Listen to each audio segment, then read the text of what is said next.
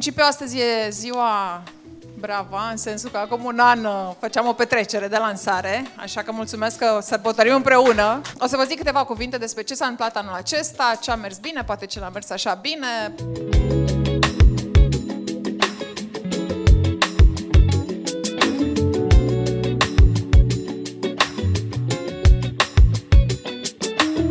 Am făcut networking prin aceste evenimente Ginger Night, am avut 8 ediții și vă mulțumesc că veniți în continuare la ele. Am avut multe pitch-uri, au fost vreo 20 de companii care au venit și au prezentat soluțiile lor în fața investitorilor, din care noi am finanțat practic 8 dintre ele. Suma practic care s-a strâns prin aceste co-investiții de la Angel a fost de 750.000 de euro, cum vă ziceam, sub target, pe la jumătate, și au fost 8 startup-uri în care am avut în unele runde complete, adică Brava a reușit să închidă runda. Nu că asta ar fi neapărat important pentru fondator, că nu scrie pe bani neapărat o etichetă, dar în principiu să zicem, ar trebui să arate sau să ne dea nou un semn că din această comunitate, că în primul rând noi știm să aducem sau să alegem startup-uri cu potențial și că din această comunitate sunt suficienți investitori profesionali care pot să înțeleagă și să susțină cu bani aceste companii.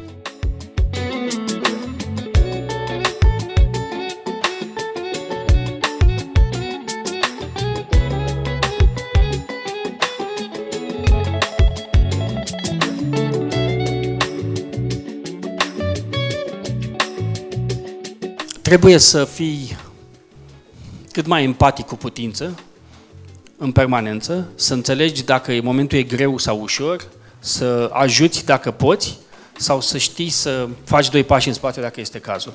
Nu aș spune că există o regulă fixă. Aș spune că ajută foarte mult să încercați să robotizați relația din punct de vedere al întâlnirilor, al meetingurilor. Adică încercați să dați o cadență cât fiecare dintre cele două părți să înțeleagă ceva din acest lucru. Eu, de exemplu, agreez enorm întâlnirea de 2 săptămâni. 2 săptămâni este îndeajuns timp de făcut un sprint, cum se spune. Adică ai timp să îți așezi un target, să îl urmezi, să-l urmărești, să te lovești și de câteva lucruri pe drum sau să apară niște ingrediente minunate pe loc, astfel încât lucrurile să crească mai repede decât te aștepți.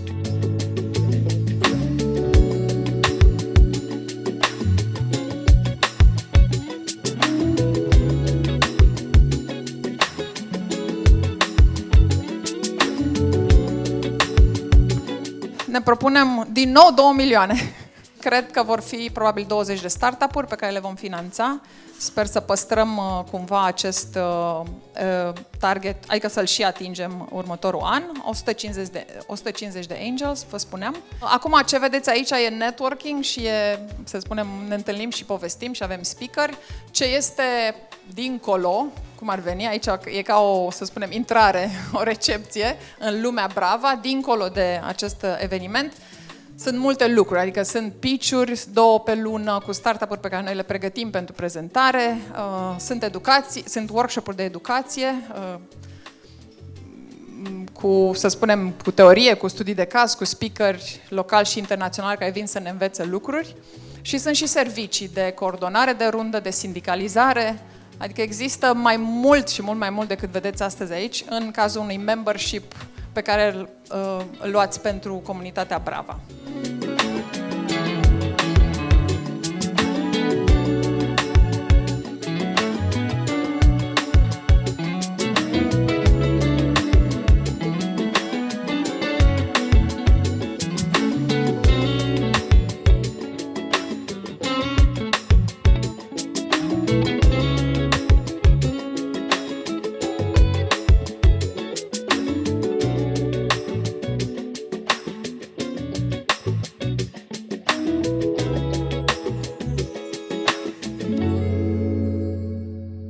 În principiu, astăzi e ziua Brava, în sensul că acum un an făceam o petrecere de lansare, așa că mulțumesc că sărbătorim împreună un an.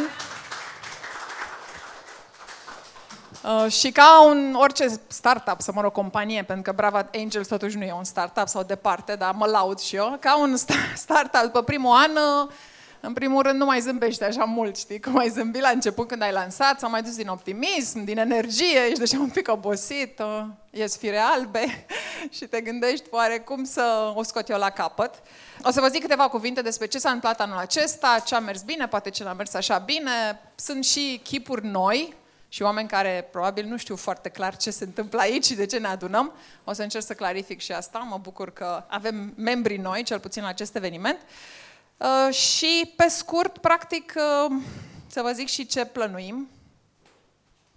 Până la urmă, Brava e, o comunitate care își propune networking cu oameni de calitate, programe de educație despre angel investing, venture capital și investiții concrete. Adică, practic, show me the money ar fi vorba importantă pe care mulți founderi, când se întâlnesc cu mine, o spun. Și vrem să facem și mai multe investiții decât am făcut până acum și o să vă povestesc poate un pic despre asta. A fost un an în care, cum ziceam, am obținut din păcate rezultate mai puține decât îmi propuneam eu ca fondator. Am vrut să investim 2 milioane în startup-uri fondate de echipe mixte cu femei la conducere sau în co-conducere și am reușit cam jumătate din suma aceasta pe care ne-am propus-o. Și am fost și eu over budget. Am cheltuit și mai mult decât ne-am propus, că nu așa e în antreprenoriat și am învățat și noi ce merge, ce nu merge și ce să facem mai bine pe viitor.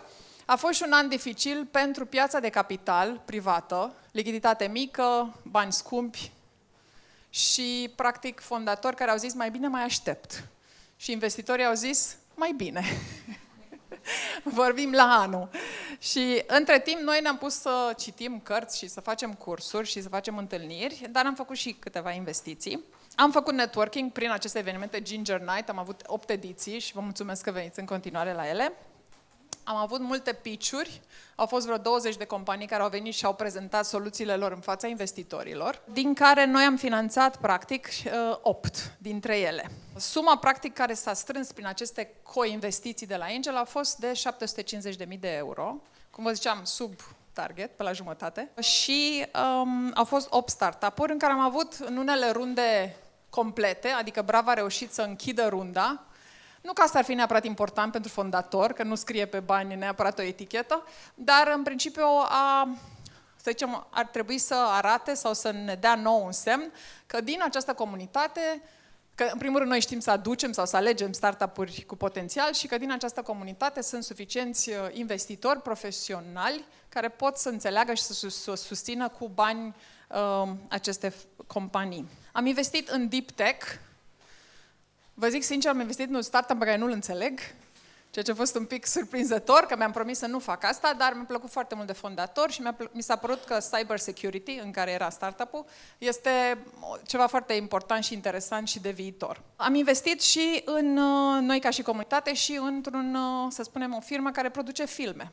Foarte deloc deep tech, la cealalt poate capăt al spectrului, dar am vrut să și testăm ce place, ce se vinde, ce atrage și ne-am uitat foarte mult după fondator, mai mult decât după, poate, produs de multe ori. Și când ne-a plăcut de echipă și am crezut foarte mult în business model, că este scalabil și o producție de filme poate fi scalabilă odată cu platformele de streaming online, am investit. Dar altfel, ca și preferință, rămânem în zona de tech-enabled.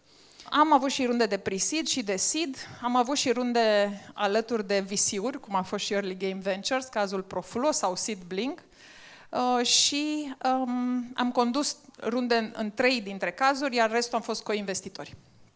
Cumva am încercat de toate, așa.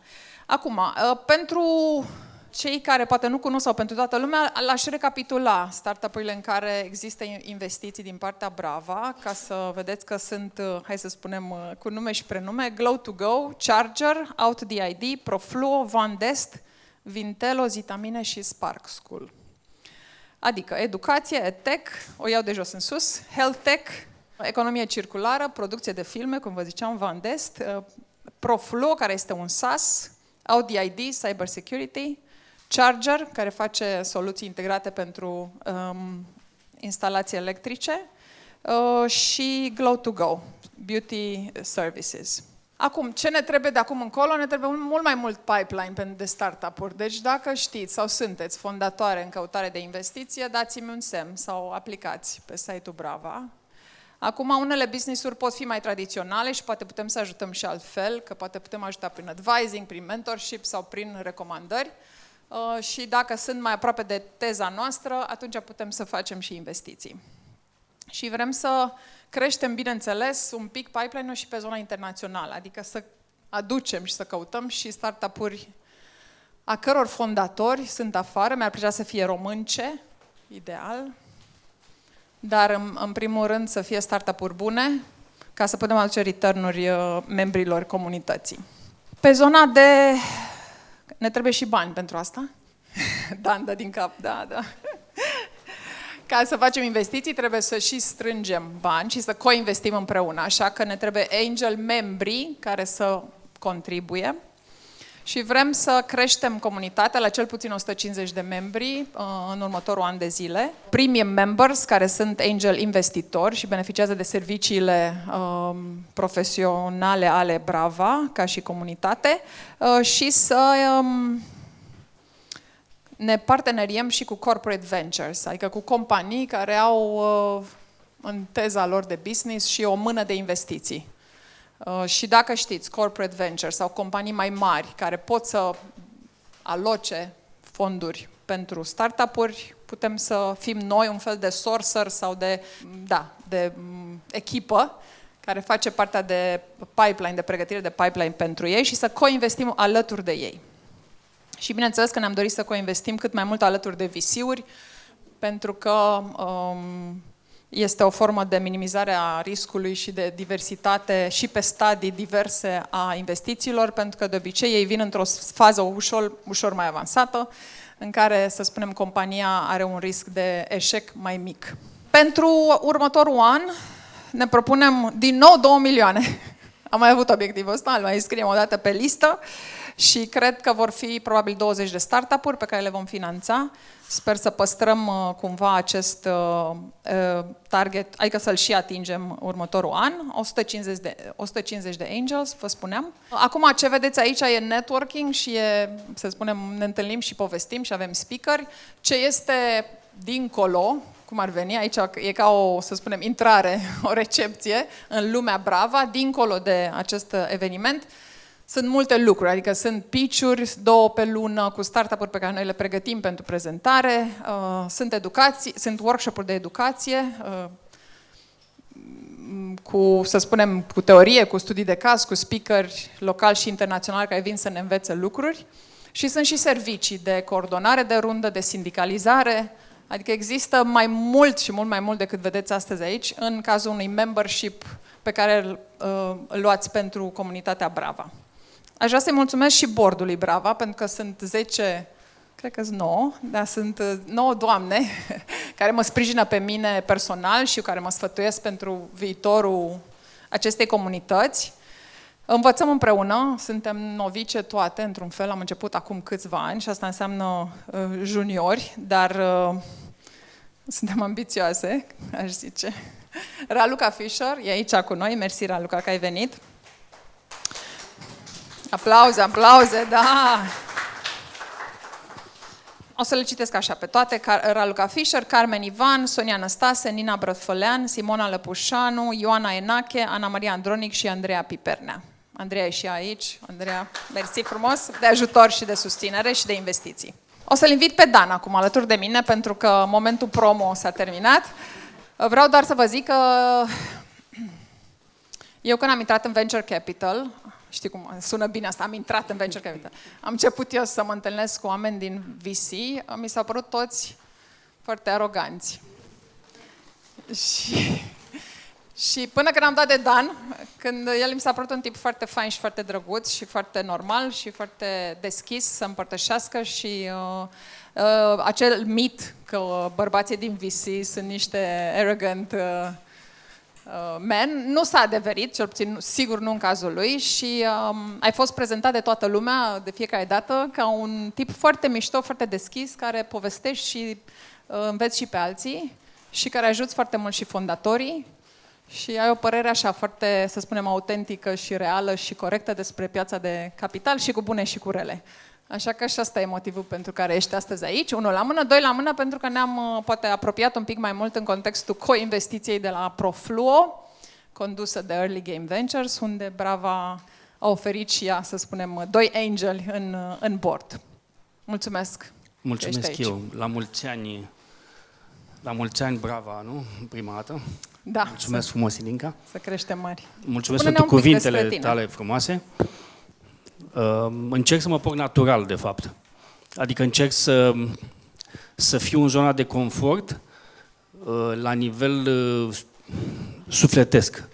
Încerc să ies mereu din zona de confort la nivel intelectual, să zic așa. Adică să încerc să fiu cât mai socratic cu putință, să învăț în fiecare zi, să-mi pun întrebări, să știu, să văd dacă e bine sau nu e bine.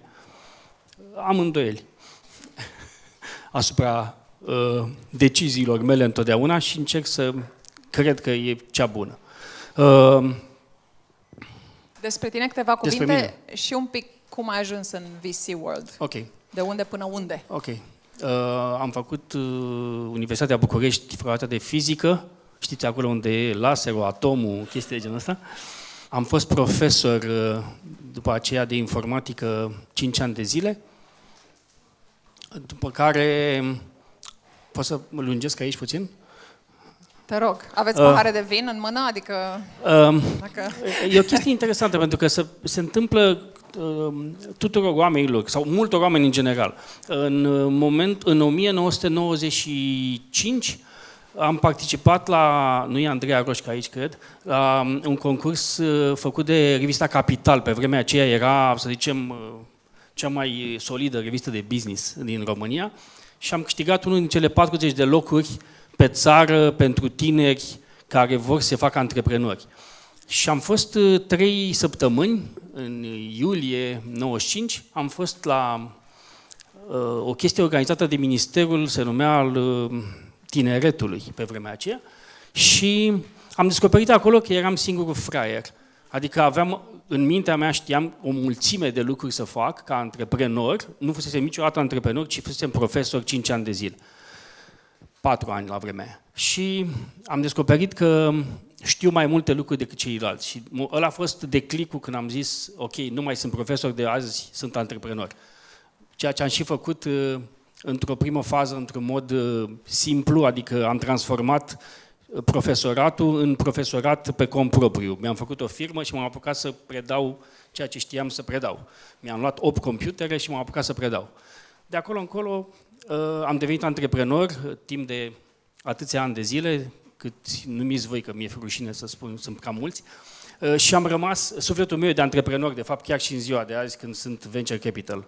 Poate de acolo vine prietenia cu fondatorii și așa mai departe. Pentru că mă simt încă antreprenor în mintea și în sufletul meu.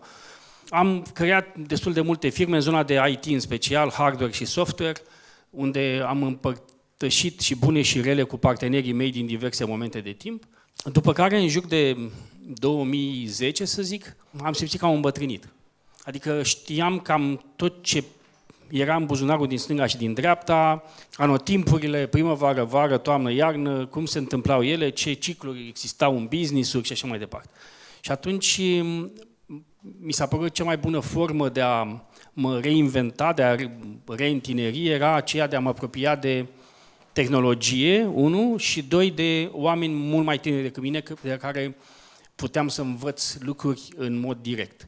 Și asta, apropo, și probabil că o să discutăm despre asta, v-aș sfătui și pe voi, să discutați cu tineri, să dați cât puteți din partea voastră, e minunat să dați, pentru că veți și primi, fără ca ei să știe, ei vă vor transmite o mulțime de lucruri, măcar la nivel de întinerire, rejuvenare, cum vreți să o numesc. Veți lua destul de mult fără să știți. Așa că m-am început să fiu angel investor într-un mod oarecum abrupt, adică fără să învăț foarte multe lucruri, ceea ce a marcat un pic buzunarul meu și al familiei mele, dar a fost tipologia aceea de a învăța în timp ce alergi. Și nu vă sfătuiesc să o faceți. Vă sfătuiesc să citiți mult mai mult înainte decât mine, ceea ce puteți să faceți astăzi și să auziți exemple bune de la ceilalți. Întorcându-mă, am început Angel Investment în 2012, după care m-am întâlnit cu Radu Georgescu, Andrei Pitiș și Bogdan Iordache și am creat Tech Angels România, care a fost și este cea mai mare comunitate de angel investori în tehnologie. Am fost chiar și președintele Tech Angels undeva între 2016 și 2019 și pe măsură ce creșteam am considerat că pot trece la nivelul următor, adică să fiu partener într-un venture capital. Lucru pe care l-am început în 2017-18 și de acolo sunt încă venture capital și voi fi încă venture capital un timp de aici înainte, aș spune nedeterminat în acest moment. Pentru că întinerești, cum ai zis Pentru tu, și întineresc, atunci exact. o să adaugi ani. Mă interesează partea asta de angel investing în primul rând, sau mai întâi. Poți să ne spui și ce portofoliu ai avut ca număr de startup-uri în care ai investit during Tech Angels Years? În jur de 10 companii am avut la un moment dat. 10 companii, ok. Acum, pentru un angel investor, sau cel puțin cum luăm noi lucrurile la Brava, pare așa un fel de job pe care trebuie să-l învățăm. Adică vine cu un skill set separat, nu e că ceea ce credeai că știi, poți să aplici imediat în investiții. Și eram curioasă, din punctul tău de vedere, ca să fii professional angel investor, ca să nu zic performant, că poate e un termen mai greu de definit, în primul rând. Până la urmă, definiția este să ai returns on your investment, cât mai mari, să pierzi cât mai puțin. Dar care este skill set-ul care trebuie dobândit sau dacă l-ai, ești norocos, dacă nu, lucrezi și citești și îl dobândești. Ce ar fi cel mai important? Să zicem 3 skill-uri ca să fii un professional angel investor. 3 skill-uri. Aș spune că sunt legate de personalitatea fiecăruia dintre voi. N-ar fi neapărat într-o ordine, pentru că unii pot fi mai empatici, alții pot fi mai tehnici, unii pot fi mai risk adverse, adică să nu vrea să-și arunce banii atât de rapid sau bucățică din averea proprie o pot investi acolo. Dar aș spune că primul lucru ar fi acela de a te simți bine cu tine să investești. Ăsta este primul lucru, să poți să-ți fie bine înăuntru că investești.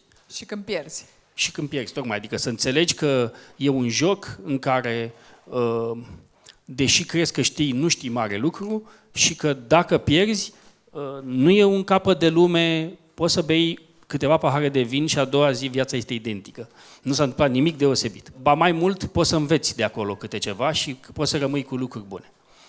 Al doilea ar fi disponibilitatea de a mentora oameni. Disponibilitatea ta de a oferi din timpul tău celorlalți. Pentru că doar așa poți să înveți mai mult și doar așa poți să înțelegi mai bine. Deci dacă există această disponibilitate, este minunat. Dacă nu există, atunci vă sfătuiesc să nu faceți investiții. Nu faceți investiții doar financiare. Nu puneți bani pentru că alții pun bani. Încercați să înțelegeți pe cont propriu unde vă aflați voi înșivă, nu mimetic. Cel mai bun lucru ar fi să fie o investiție personală mai degrabă decât altfel. Și apoi, al treilea ar fi, cred,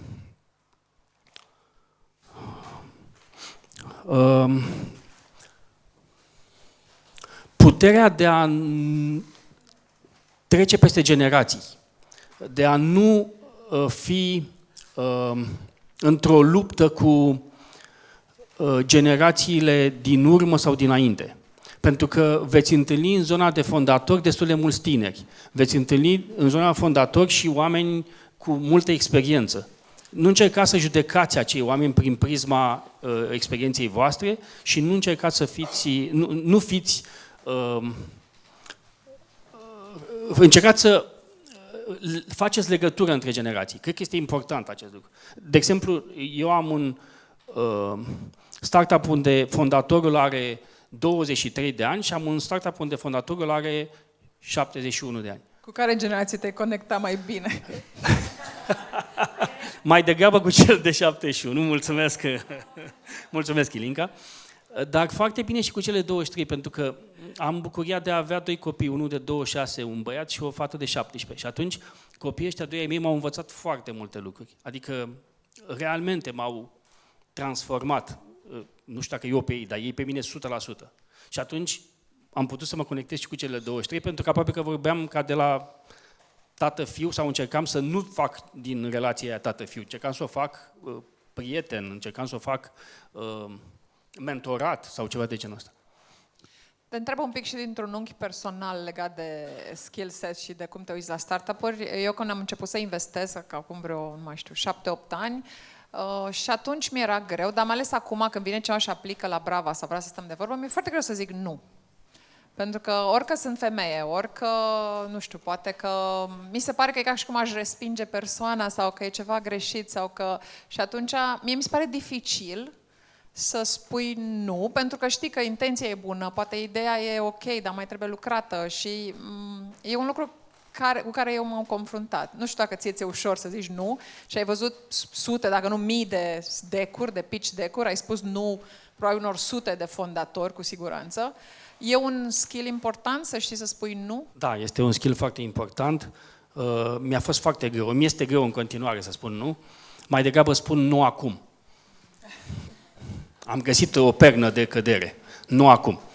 Nu prea știam să spun nu. De acolo și greșelile pe care le-am făcut la început de drum, când am fost angel. Crezi că a investi emoțional e o greșeală? Da, adică pe propria piele o spun, da, garantez asta, a investi emoțional e o greșeală. Și ce înseamnă că investești emoțional versus investești rațional? Înseamnă că îți pasă atât de mult de chimia pe care o ai cu fondatorii, încât aproape că uiți toate celelalte lucruri. Nu e chiar normal și corect. Trebuie să înțelegi în același timp piață, evoluții, tehnologie, de ce acel timing este unul bun, dacă este bun, etc. Deci, da, am investit emoțional și nu e bine.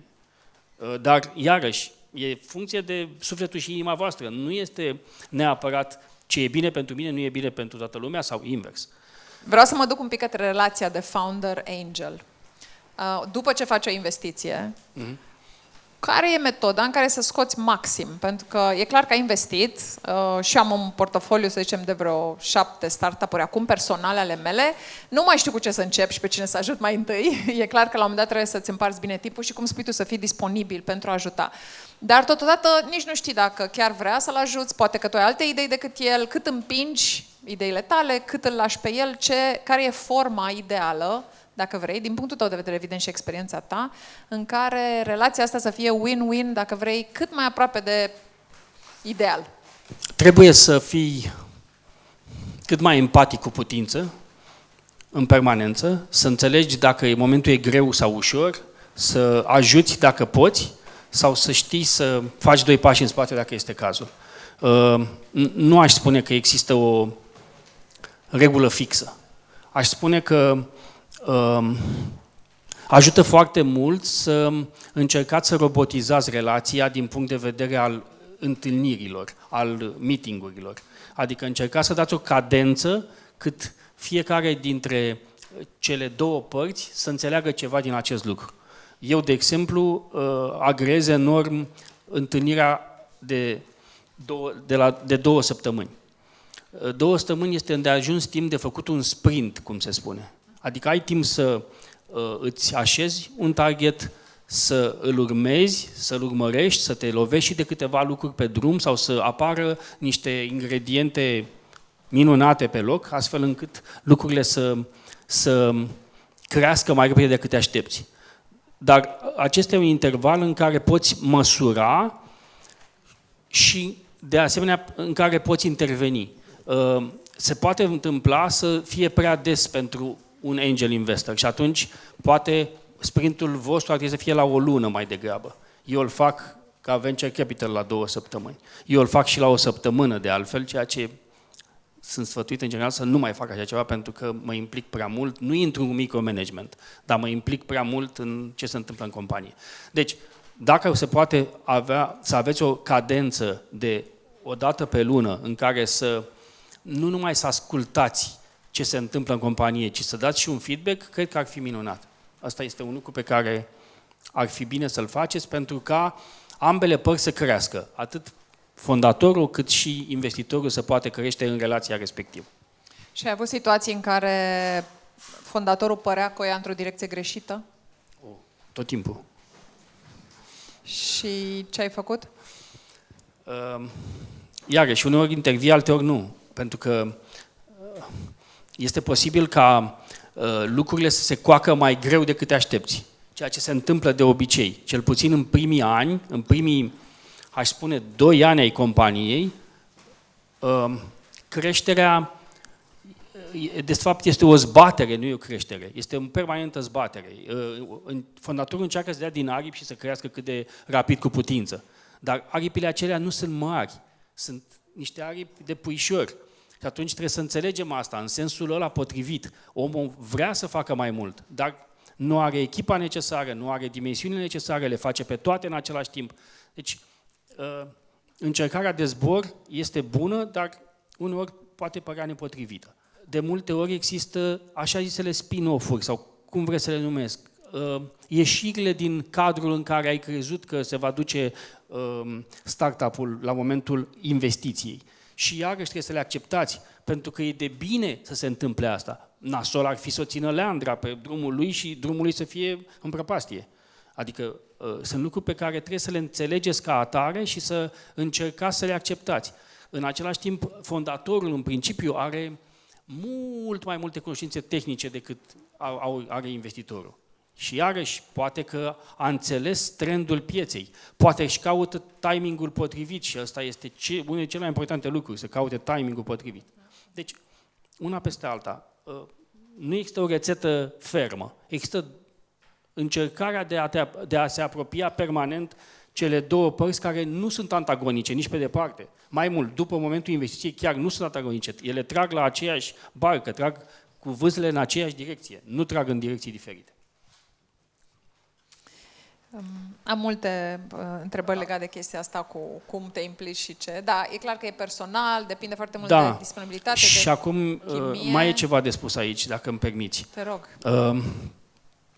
Sunt momente diferite între T0 când Angelul a investit și momentul, să zicem, T1 în care apare un investitor, hai să-l numim mai potent financiar sau mai puternic. Să zicem un VC, dar nu neapărat, dar să zicem un VC. E foarte important ca relația fondator-angel să decurgă bine la acel moment, la investiția a 2, pentru că am văzut cazuri în care fie investitorul a fost mult prea înfometat la început de drum și a luat cam mult din compania fondatorului. Și atunci e un moment de cumpănă în care angel investorul trebuie să înțeleagă fie o asimetrie asupra momentului investiției și el să se contracte mai mult din punct de vedere share-uri, fie să înțeleagă că va veni un moment când se va întâmpla această asimetrie sau că trebuie să ajute într-un fel startup-ul să meargă la pasul următor. Și am văzut toate cazurile posibile, de la angel foarte înțelegători, care au reușit să parcurgă din punctul A în B cu mare șansă de creștere startup-ul și să permită apoi creșterea cu alte resurse din B în C. Ceea ce se întâmplă și mai târziu, dacă din C în D vine un alt VC cu o altă dimensiune și așa mai departe. Trebuie să ne înțelegem timpul în care putem ajuta și timpul în care, în principiu, facem niște pași în spate. Ca angel, vorbesc acum. Și ca founder, ai vreo recomandare pentru ei din tot ce ai văzut ca și comportament și rețetă de succes, cum să profite de board-ul sau de echipa de angel pe care are? În investițiile pe care noi le-am făcut, de exemplu, în ultimele luni, cumva după ce s-au încasat banii, au dispărut fondatorii. O zic în sensul bun al cuvântului că au dispărut la treabă. Doar că rămâi un pic în suspans, așa, aoleu, și acum ce se întâmplă? Când mă mai văd cu ei? Până acum am vorbit zilnic și acum au dispărut. Nu dispăruseră și nimeni nu dispare, sau cel puțin în startup-urile în care am investit noi, dar există acest feeling din partea și e real, angelului, nu e doar feeling. Și apreciez că stă și muncește și nu te sună, totodată te apucă un pic anxietatea. Perfect. În multe cazuri se întâmplă acest lucru. În clipa în care fondatorul vede banii în cont, pare că a luat o gură mare de aer și în clipa aia se duce puțin la fund și dispare pentru un timp. Unora li se întâmplă să plece și în vacanță o săptămână și nu este rău până la urmă, pentru că, credeți-mă, a trăit cu o tensiune fabuloasă acel loc. Și noi nu-l înțelegem neapărat, dar el chiar a trăit într-o tensiune fantastică.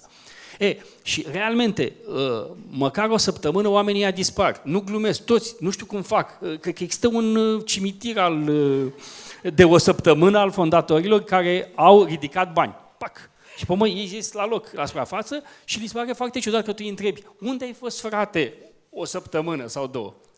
Se întâmplă în multe cazuri, nu în toate, dar se întâmplă în multe cazuri. Nu vă speriați, n-au plecat nicăieri, tot acolo sunt oamenii, dar și-au luat o gură de aer pe care o bine meritau, să zic așa. Zi-mi un pic de VC ca și ecosistem în România. E un sistem sau un ecosistem micuț, sunt câțiva oameni, câteva fonduri, crește din ce în ce mai mult, sunt și angel din ce în ce mai buni și startup-uri ca număr și ca și calitate crescând, evident. Acum, după părerea ta, întrebarea am scris-o foarte direct așa, ce e nasol în VC? Fără un limbaj foarte sofisticat. Ideea era... Ce e nasol în VC este dacă este doar C. Adică dacă e doar capital, asta e nasol. Deci dacă nu e venture, dacă nu este implicare, e doar capital, am pus niște bani, am plecat, la revedere, drum bun. Asta poate să fie nasol sau poate să fie foarte bine pentru unii, dacă ăsta e stilul lor. Dar dacă e doar C, în opinia mea, nu e drăguț. Pentru că nu contribui cu nimic, ci ai pus bănuțul și ai plecat. Și pe te uiți în timp ce se întâmplă cu acel lucru. Adică și venture, adică aventura Dacă alocată. e doar C, mie mi se pare că nu e ok. Ok. Și ce e amazing în VC? Oh my God. E cea mai frumoasă meserie din lume. E cel mai frumos job pe care visezi să-l ai vreodată. Fondator. După antreprenor. Păi, stai, și de asta e frumos, pentru că un partener într-un venture capital are mai multe pălării. Și o pălărie este fundraising-ul. Deci, fondatorii, abia când le povestești un pic despre fundraising-ul pe care îl faci tu ca să pornești acel fond, înțeleg și că și tu ai fost destul de umil cu pălăria aceea de fundraising în care vrei să colectezi bani, în care... Ai făcut prezentări, după aia ai fost și tu la cimitir. Ai avut și nuuri, realmente nuuri în față, adică nuuri dure sau nuuri nu încă, sau diverse tipologii de nu, ai avut și dauri, dar ai fost în acea zonă în care știai că trebuie să-ți duci la capăt strângerea de fonduri pentru ca acel venture capital să capete viață în ziua 1. Deci, această pălărie o avem și noi, cum au și fondatorii. Și asta e o pălărie foarte frumoasă, de altfel. Pentru că, iarăși, te ține acolo, nu zic umil, dar te ține într-o zonă în care trebuie să înțelegi unde ți-e locul, cam de unde până unde merge aventura ta. Apoi, pălăria de prieten în fază 1 a fondatorilor. Adică te întâlnești cu ei și vrei să vezi ce poți să obții de acolo cel mai bine. Și asta este realmente minunat. Adică eu sunt încântat la maxim. Pentru mine este raiul pe pământ. Să mă întâlnesc cu fondatori de diverse vârste, sexe, națiuni sau ce-or fi ei într-o formă sau alta și care vor să fondeze sau au fondat deja un startup de tehnologie mai mereu diferit.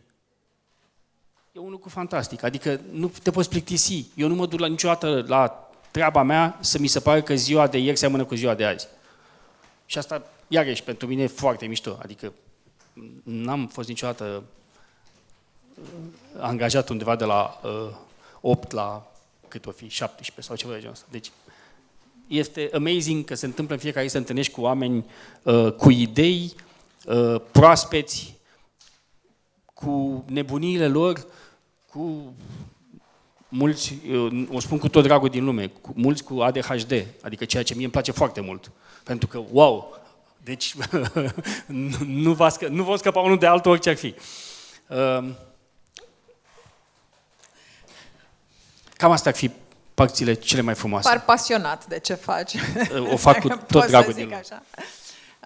Spune-mi un pic pentru comunitate. Tu ești fond, știi ce înseamnă angel investing, știi de Brava, ne-am cunoscut așa mai bine. Cum ar trebui să contribuim noi, angelii din Brava sau noi ca și investitori, poate prin aceste evenimente, poate prin, nu știu, cum putem să contribuim? Până la urmă strângem bani ca să punem în startup-uri care apoi ajung la voi pe masă, teoretic. Corect. Asta e singurul lucru pe care putem să-l facem și în ce fel vrei să-l facem ca să fie bine pentru ecosistem și pentru creșterea lor? Aș vrea să puteți să stați cu oamenii și să îi ascultați, să le dați sfaturi, pentru că în comunitatea Brava există o mulțime de profesioniști în toate zonele posibile. Și cel mai tare, în opinia mea, cea mai mare nevoie a unui startup românesc este în zona de sales and marketing. Acolo e problema cea mai mare și cred că acolo se poate adăuga valoare foarte multă. Deci mentorat în diverse locuri, dar am accentuat o picătură sales and marketing. Sindicalizare. Este minunat să faci sindicalizare pentru că nu sunt doar ochii tăi pe care îi pui și mintea ta pe care o pui pe acel fondator, ci și a celorlalți de lângă tine. Și atunci încerci să vezi ce vede bun și ce vede mai puțin bun fiecare dintre cei care participă la sindicalizare. Am spus doar mai puțin bun, în niciun caz mai rău. Legătura cu ceilalți participanți la ecosistem. Încercați să veniți lângă visiuri de câte ori puteți, încercăm și noi la rândul nostru să venim.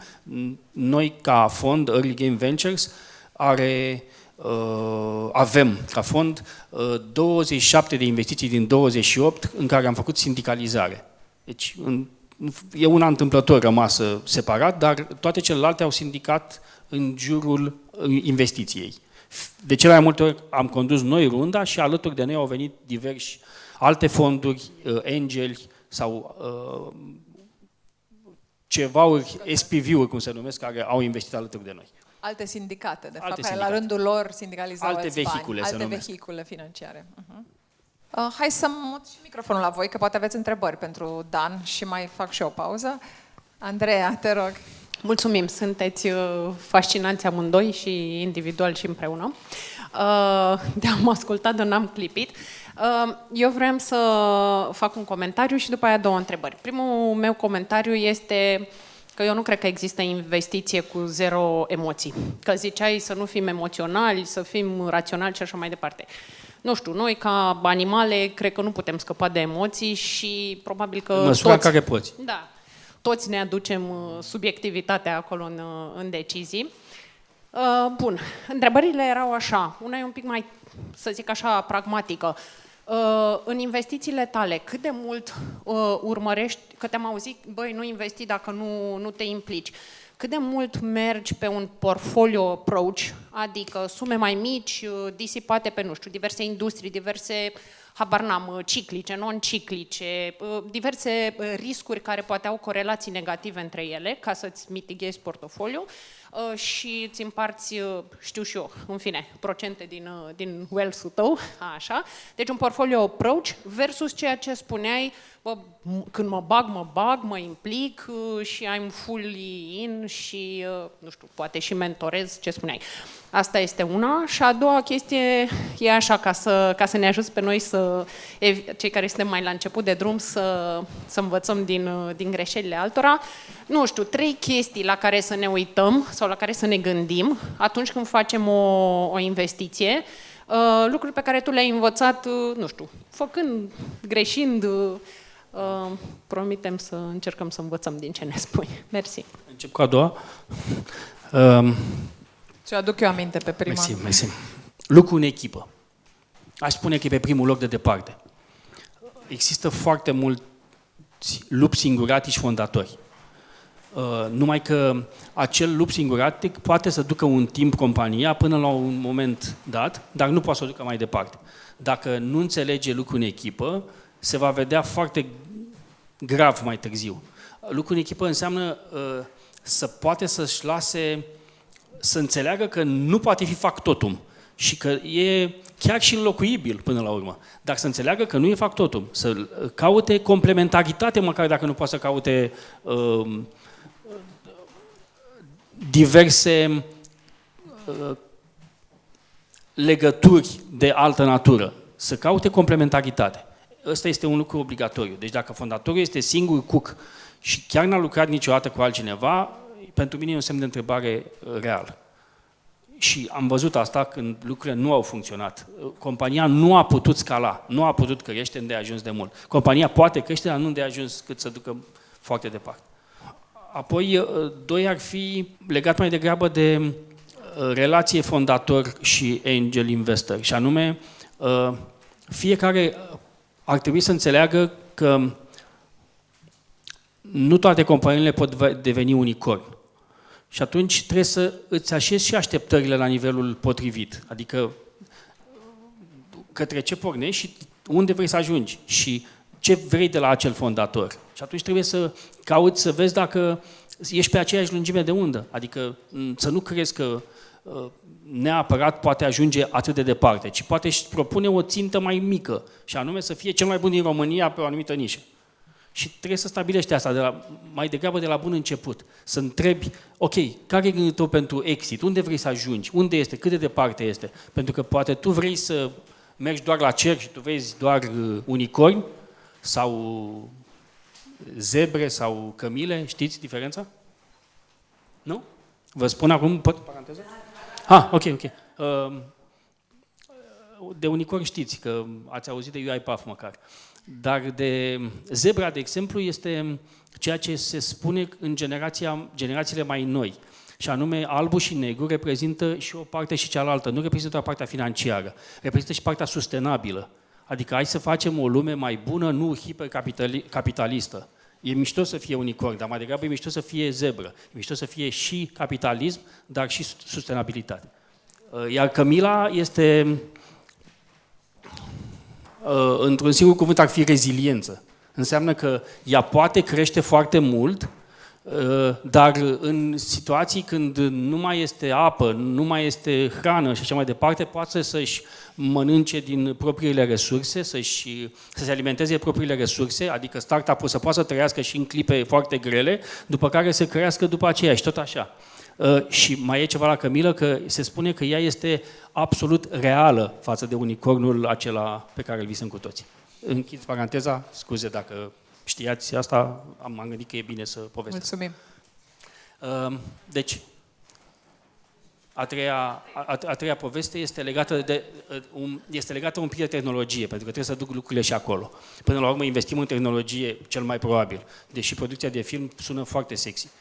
Dar tehnologie înseamnă că trebuie să înțeleg un pic niște trenduri. Adică trebuie să văd. Nu mă apuc să investesc astăzi într-o companie de e-commerce. Pentru că e ușor ciudat. Adică i-a trecut vremea când puteam să investesc ca angel, spun. Come on, ca private equity pot să investesc cum vreau eu. Dar ca angel nu mă apuc să încep să vând din nou, nu știu, computere pe internet. Cum se spunea, da? Adică apar băieții în 2000-2001, la momentul respectiv. Deci, trebuie să înțeleg trendul și asta iarăși cred că e important. Măcar să citesc despre trenduri sau să întreb despre trenduri. Să nu mă duc într-o zonă pe care e depășită, este obsolit. Cred că astea ar fi cele trei. Dacă tu te-ai deschis cu trenduri și după aia revenim la întrebarea numărul 1, în afară de AI, care ar fi un trend pentru tine de tehnologie pe care l-ai urmări, ca angel? Ca angel. Păi aș urmări celebrul deep tech.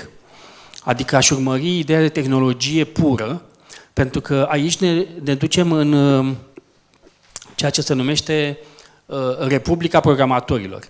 Republica Programatorilor nu are granițe. Este identic și în România, și în Groenlanda, și în Falkland, și în Singapore, sau unde vreți voi. Au aceleași nevoi. O nevoie tehnică o are oricare dintre programatori. Și atunci este o republică unde pot să vând oricând, oricum. Deci, tehnologie, deep tech ar fi cuvântul de ordine aproape permanent.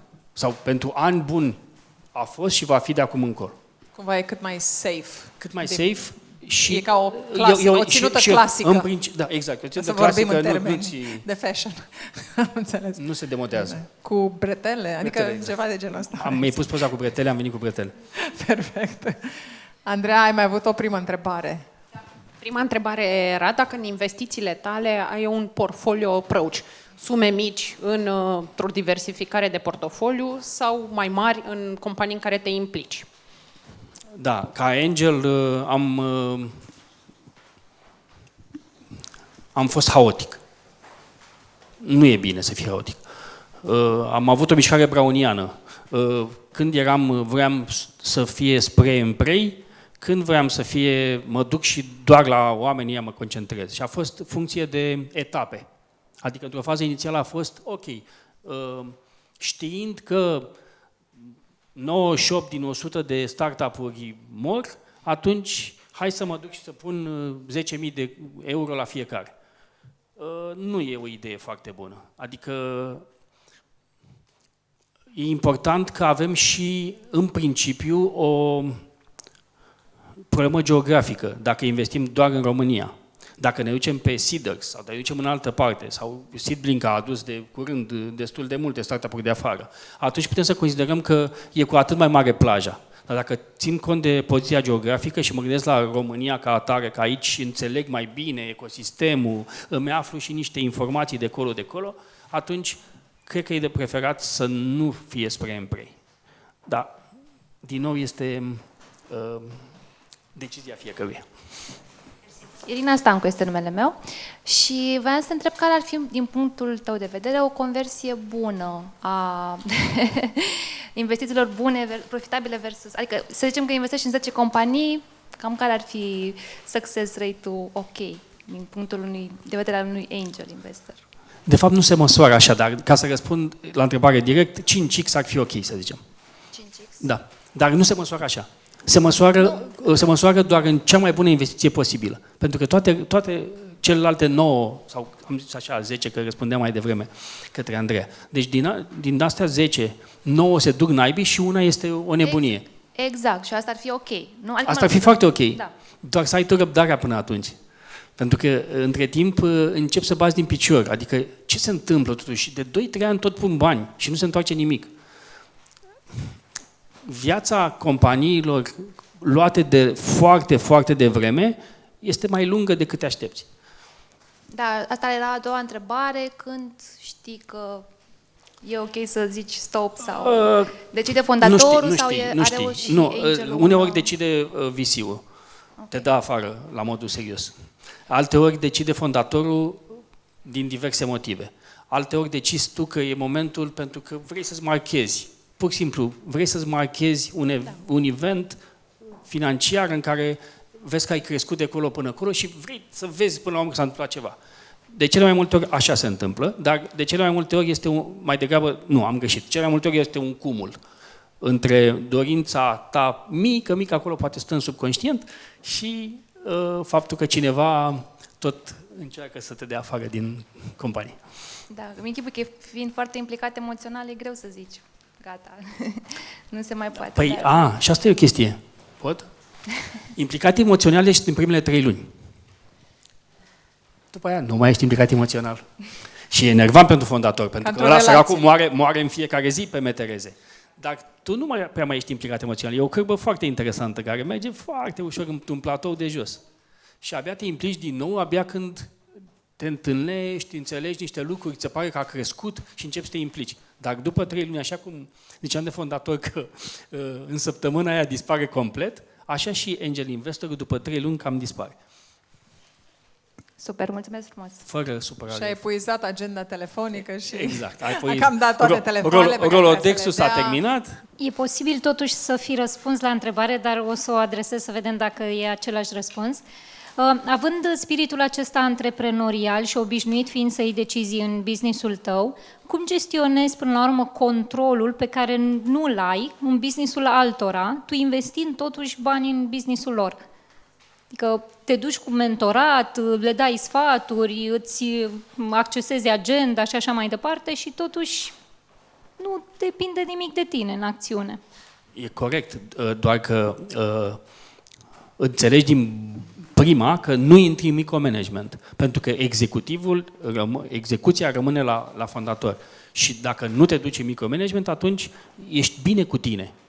Trebuie să fii, da, chiar, și asta trebuie să spun, trebuie să fii bine cu tine ca să investești, în primul rând. Adică dacă nu ești bine cu tine, nu poți fi bine cu celălalt. Ce înseamnă bine cu tine? În ce metodologie de terapie vorbim? Adică să definim un pic.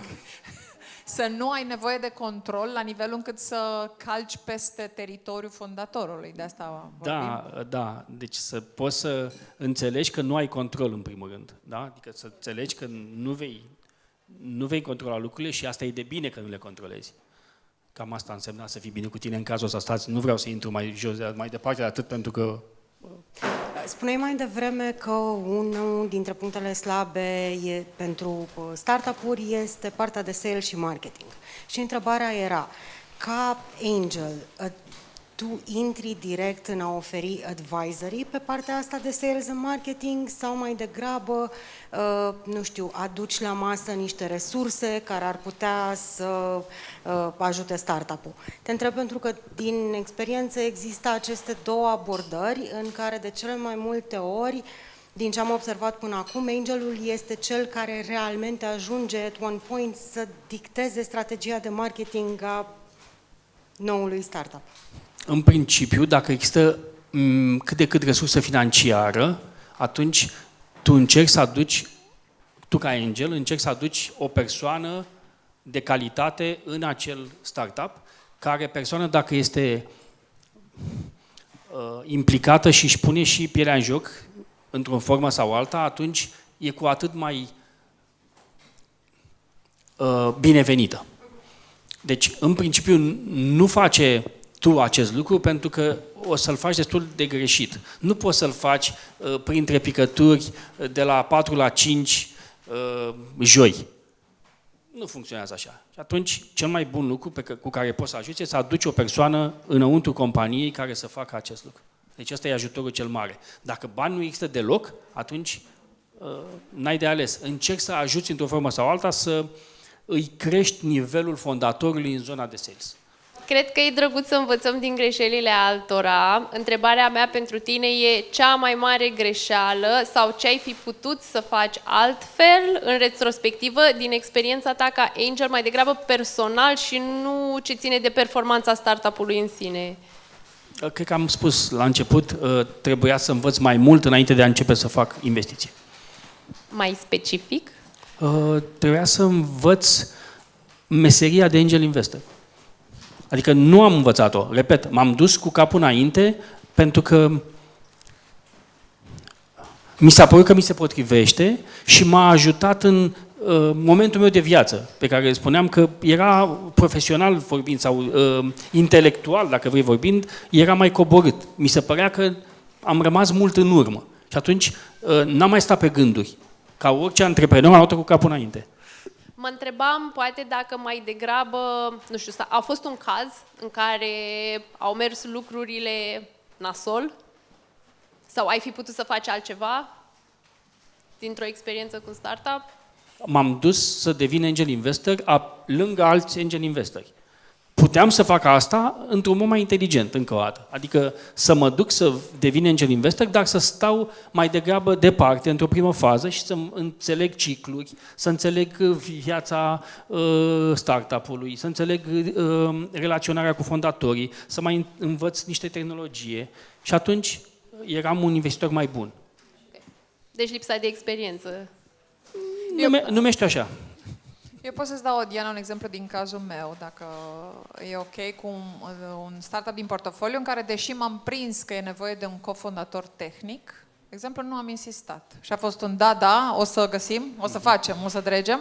Și luați fondatorii de val și de operațional și de alte lucruri, cumva nu au dres, dacă vrei, sau nu au făcut această, hai să spunem, recrutare și chiar în rol de cofondator, așa cum cumva au promis angelul și era critic. Adică neurmărirea unui element critic în business, eu, de exemplu, o regret vis-a-vis de o investiție pe care am făcut-o.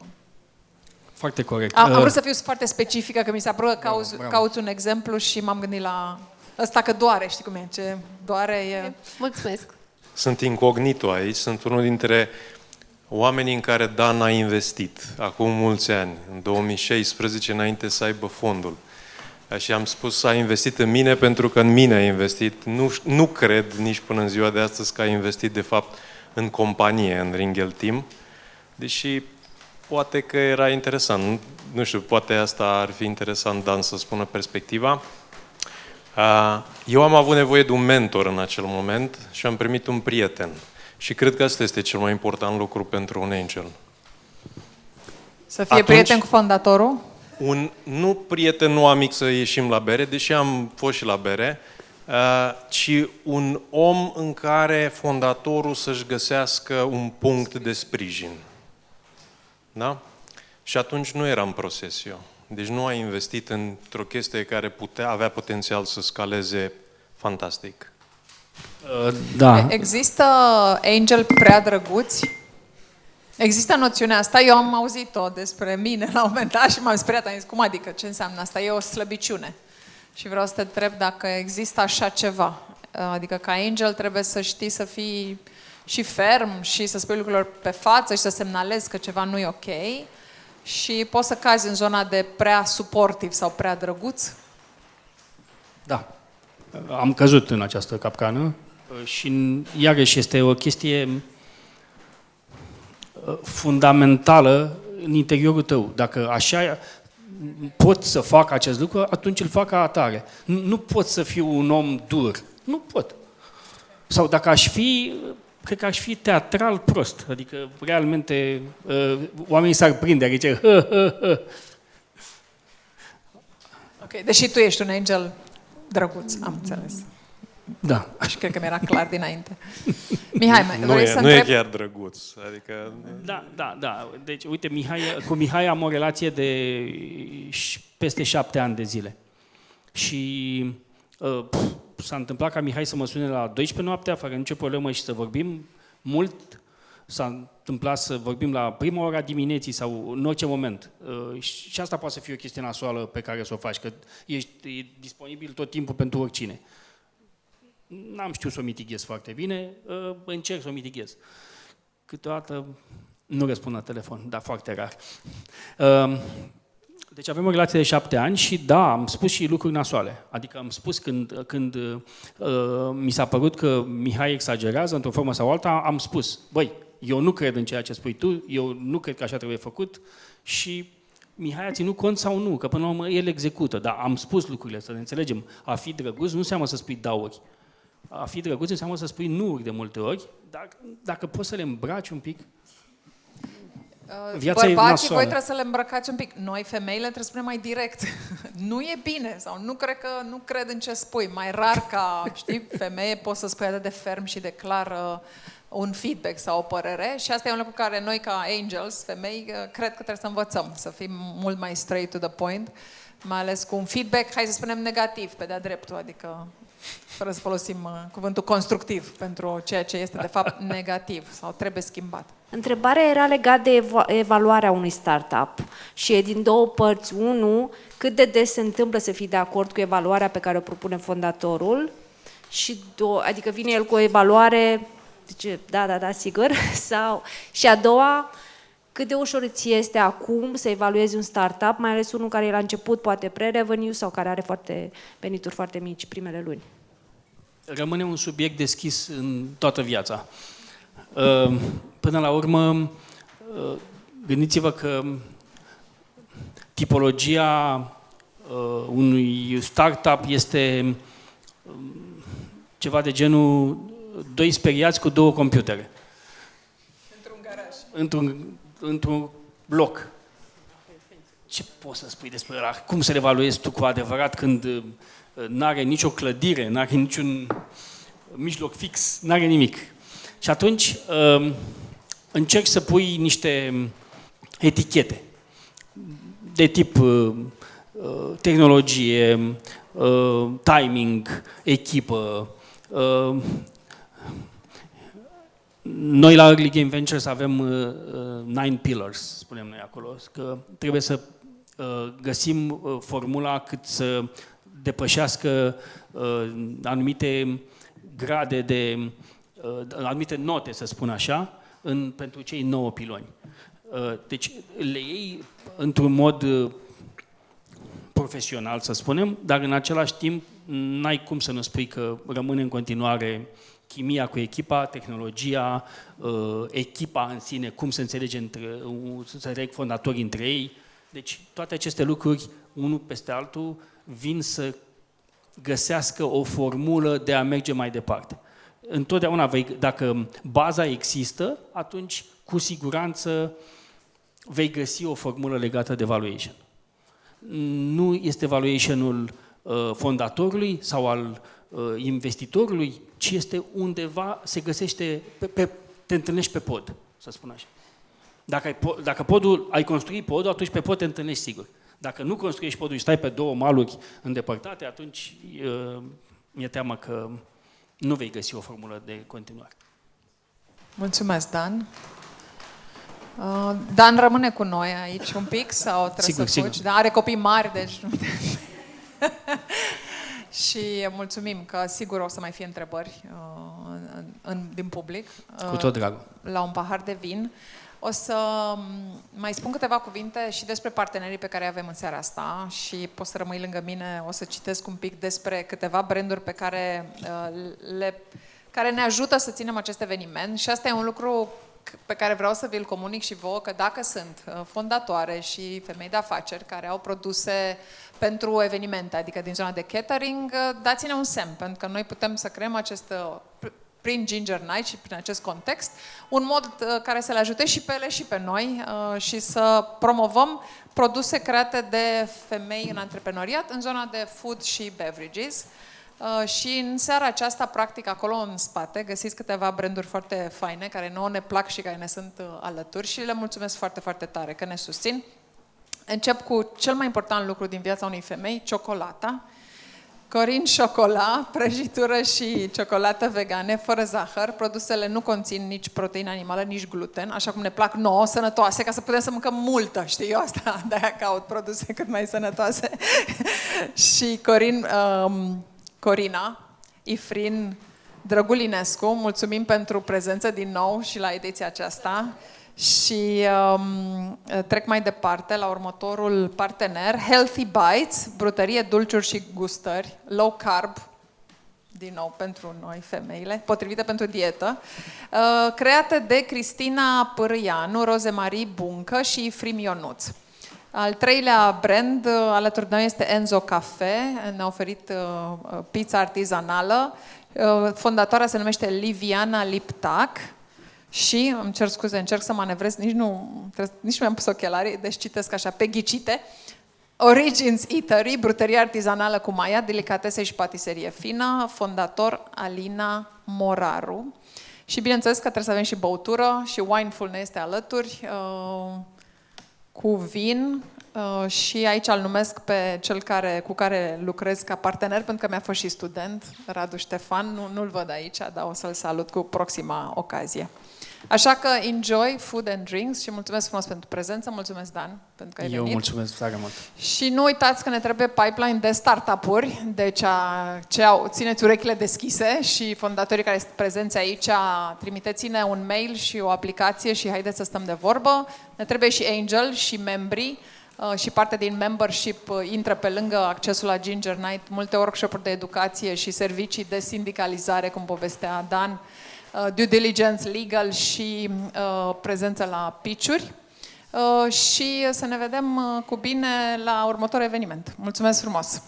Seară frumoasă! Mulțumesc! Mulțumesc!